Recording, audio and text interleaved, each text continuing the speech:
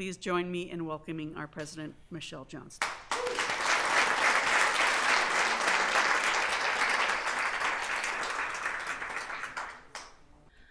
Thank you so much for that introduction, Laurie. As we kicked off the meeting today, I mentioned that our theme is United Today and Tomorrow. There were so many inspiring examples of leadership, dedication, and even heroism during the earlier days of the pandemic, and I'm sure all of us saw part of that. But those were some of the darkest and most difficult days I've seen in my life. So many of the bonds that we valued in our lives, our family, our friends, our colleagues, and union sisters and brothers, among them, frayed. We have especially seen a worrying disconnect between citizens and the institutions created to serve us. I truly hope that all of our elected leaders work diligently to rebuild the trust we must have in our governments if we are able to have a healthy democracy. As a union, we can't rewrite history. But what we can hope for is that we can provide a space for bringing our members back together. I want us to collaborate on a vision for an Ontario that has better and fairer workplaces. That's why we will be holding breakout sessions during this meeting. It's in those sessions where we will begin the process of setting our next priorities and figuring out what a post-COVID union should look like. By going through this process together, I hope it will deepen our commitment to a society of united professionals that is united today, tomorrow, and for many generations to come. In my presidential address, I was about to go on and talk about what we've been doing in our legal sector for the members there. You know, they've come a far way in the few short years that we've, of being a full society members. And I will get to that. But first, I need to talk to you about what happened on Thursday. I'm angry. I'm very angry. Pat alluded to it in her Indigenous opening. I wasn't expecting her to do that. Siobhan spoke to you about it in her address to our delegates. I didn't tell her to write that. This is a situation that calls for our complete unity as a labor movement and as a society that values the rule of law. We represent lawyers, people.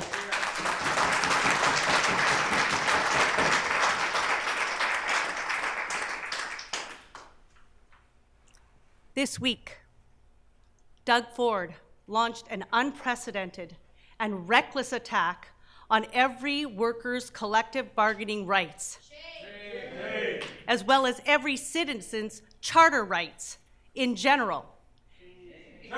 He used the Notwithstanding Clause to nullify the rights of 55,000 workers with respect to Sections 2, 7, and 15 of the Charter of Rights and Freedom. That should chill every vein in Ontario who cares about human rights and moral decency. Everybody should be frustrated, angry, and mad, and ready to fight back. Lots of people, including many of our members, aren't quite sure why this is such a big deal. I get it. We have lots of immediate problems, demanding jobs, busy lives, and we've been through so much in the last couple of years. Every trip to the grocery store is anxiety-inducing, whether you're worried about the price of food or the risk of COVID. They don't need school disruptions on top of that. Things like our charter rights feels so much more removed, so much more abstract, and difficult to understand than our everyday problems. Who even knows what's in sections 2, 7, and 11, and 15 of the Charter anyway? You should. We all should. It's pretty simple. I'm going to go over that with you right now. Section 2 guarantees our basic freedoms: freedom of conscience and religion, freedom of thought, belief, opinion, and expression, freedom of peaceful assembly, freedom of association. That's not abstract, and that's not hard to understand why these rights are critical to our democracy. They're the most precious rights we have. And on Thursday in Ontario, 55,000 of our fellow citizens lost the right to get justice from the courts based on their Section 2 fundamental freedoms. Not even the Supreme Court of Canada can preserve those rights now because Doug Ford said they can't. This is unprecedented in Canadian history. And that, brothers and sisters, should horrify any Canadian of good conscience. Section 7 of the Charter guarantees that everyone has the right to life, liberty, and security of the person, and the right not to be deprived of those rights except in accordance with the principles of fundamental justice. In other words, we all get to live freely unless we are convicted of committing a serious crime. And even if we are guilty of a criminal offense, then the punishment has to be fundamentally just and proportional. On Thursday, in Ontario, 55,000 of our fellow citizens lost the right to get justice from the courts based on their Section 7 legal rights to life, liberty, and security of the person. In using the Notwithstanding Clause, Doug Ford made a law that says no court is allowed to make that right. That's why this has to be won by people taking to the streets in protest today, tomorrow, and the day after that, and eventually at the ballot box.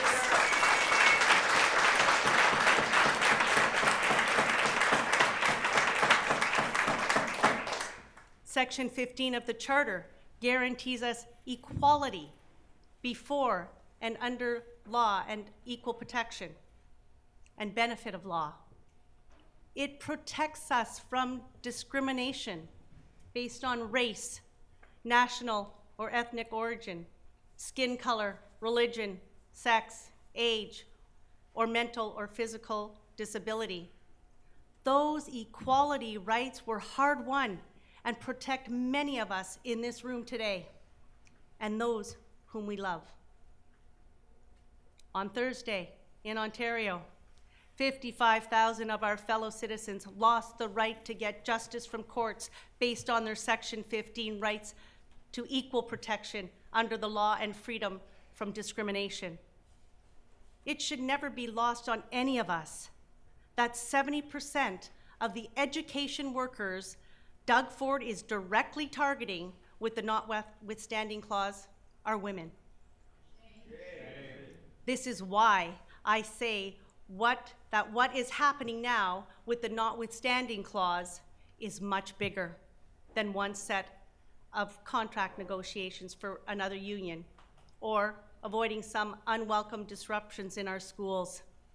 Because, folks, if Doug Ford can obliterate the basic human rights of 55,000 of your sisters and brothers, of your family and friends and neighbors using the Notwithstanding Clause, he can do the same to you and me tomorrow. Some of you may think that this has already happened to you with Bill 124.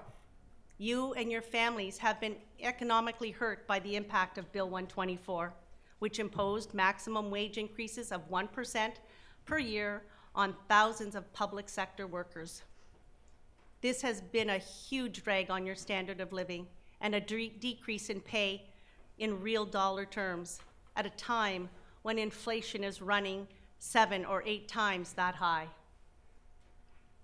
That was terrible legislation, and we're fighting it in the courts right now. We will go all the way to the Supreme Court of Canada if necessary, because that's what we do in a nation governed by the rule of law. That's what we do. And that there is a key difference between Bill 124 and what Doug Ford is doing now. We can challenge Bill 124 in court and assert society members' charter's rights. What Doug Ford is doing now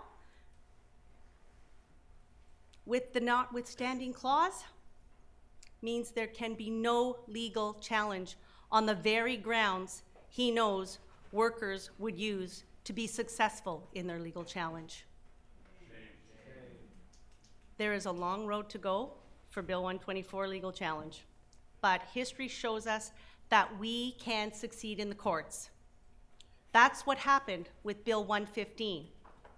In 2012, the Liberal government used Bill 115 to impose wage caps on teachers. The teachers went to the Supreme Court and won hundreds of millions of dollars in compensation for their members to make up for what the government took away from them. Now, here's the other thing to understand about the Notwithstanding Clause and our Bill 124 challenge.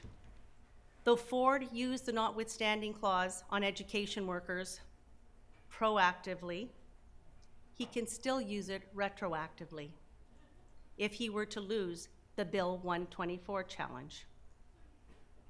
That's how dangerous that Notwithstanding Clause is to all of our rights, every single one of us in this room.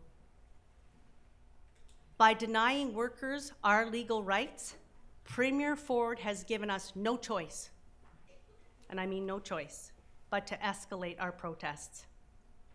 The society is working in solidarity with CUPE and other union-affiliated folks in the Ontario Federation of Labour to determine how protest actions will take shape in the days, weeks, months, and years ahead. And I'm telling you now, everything is on the table, and our tactics will be escalating significantly.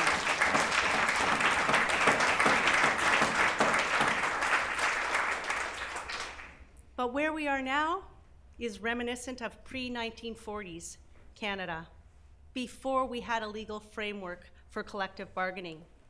Back then, workers would regularly go on strike. There would be solidarity strikes that would cripple many sectors at a time. It wasn't what anyone wanted. It created chaos and disrupted the economy. But it was how workers improved their working conditions. Eventually, labor, employers, and the government came to an understanding that had been the basis of how our labor relations system works up to this day. Essentially, it meant that once workers negotiated a collective agreement, we couldn't strike for the duration of that agreement. Doug Ford is saying that workers can no longer count on the right to negotiate our collective agreements or have an independent arbitrator determine the terms of those of us who are essential workers. If Doug Ford is ripping up the historic arrangement between workers, employers, and government, he needs to know that he may be taking Ontario back to a time of unpredictable strikes, because one thing we will never do as workers is give up on collective bargaining.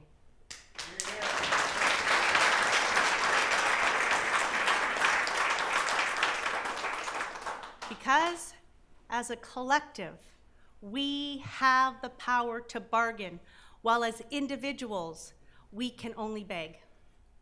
And I will never beg. Along with so many of you, I was at protests and picket lines this week. From being out in the streets, I can tell you that this one is different. And for those of you who were out there, I'm sure you felt the same thing.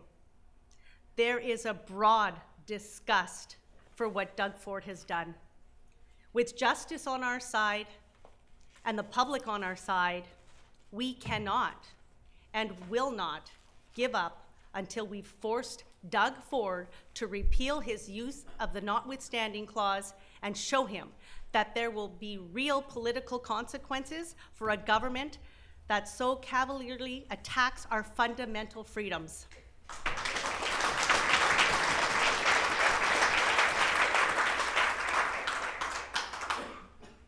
I'm about to go back to what I was originally planning to say this morning, but don't for a moment think that this means we are moving on from confronting Doug Ford's attack on our rights. And I'm going to plead with all of you. We need all of you engaged in this fight. We need you to engage your members. We need this across the board because we're not going to give up. We're going to stand up. We're going to fight back, and we're going to defeat Doug Ford. Not only on the Notwithstanding Clause, but in the next election. We are going to vote his office out.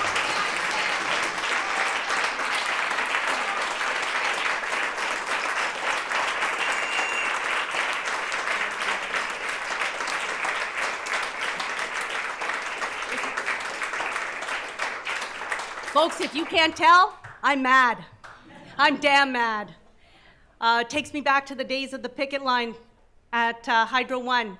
Many of you were in this room were with me on those lines, and I got mad on those lines.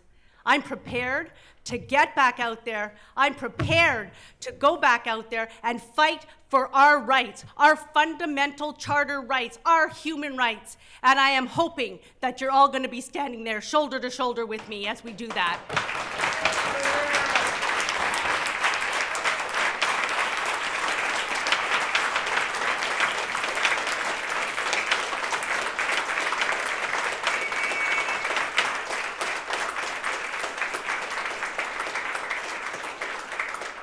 Before I go on, I just want Mr. Ford to know he has no, and I'm not going to swear because I want to, he has no idea what he's up against. The power of labor will defeat him, and he has no clue. He's galvanizing labor. We're coming together, and I'm expecting our members to come together and fight for their lives, because if we don't have democracy in this province, there won't be democracy across the country, and we may as well just rip up our collective agreements now and walk away. This is our fight. We need to stand up and fight, and I'm hoping all of you join me.